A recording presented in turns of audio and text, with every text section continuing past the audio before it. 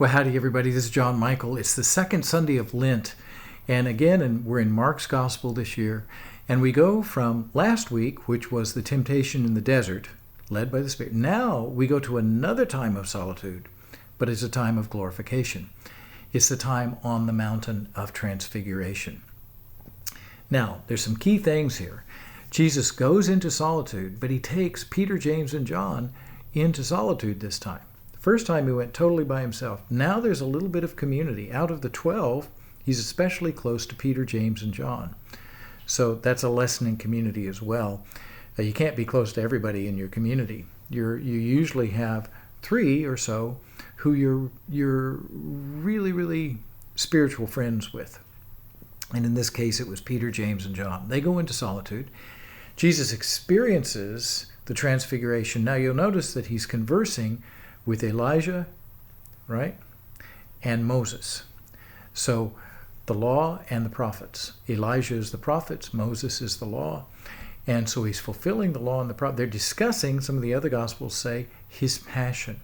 So he's in this glory, but he's getting ready for his trip to Calvary. He's getting ready for his passion. So again, solitude, community support,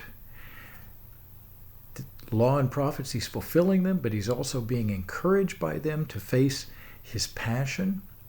And then the disciples see it, and Peter, of course, impetuous Peter, it's good for us to be here. Let's build 3 booths. One for Jesus and one for Moses and one for Elijah.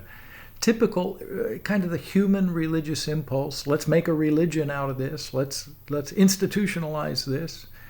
And the Father's voice says, everything disappears. And he says, this is my beloved Son in whom I am well pleased, which he said at baptism. He says, now listen to him. So this is also a teaching on the communion of the saints. When we have real communion of the saints, it always leads us to Jesus, so that we are listening to Jesus and Jesus alone. The saints always point to Jesus. If they're pointing to themselves, it's not them, folks. It's a demon.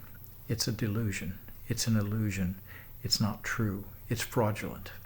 Real saints always lead us to Jesus. So that's my prayer for you. Go into solitude, experience glory, experience the communion of the saints, be encouraged, but you're being encouraged so that you can go into the further trials that you will face in your life, and you will not give up. You will have the courage, the strength to persevere. And when we're practicing our religion, let's just not make an institutionalized religion out of law. Let's do it out of our love for Jesus.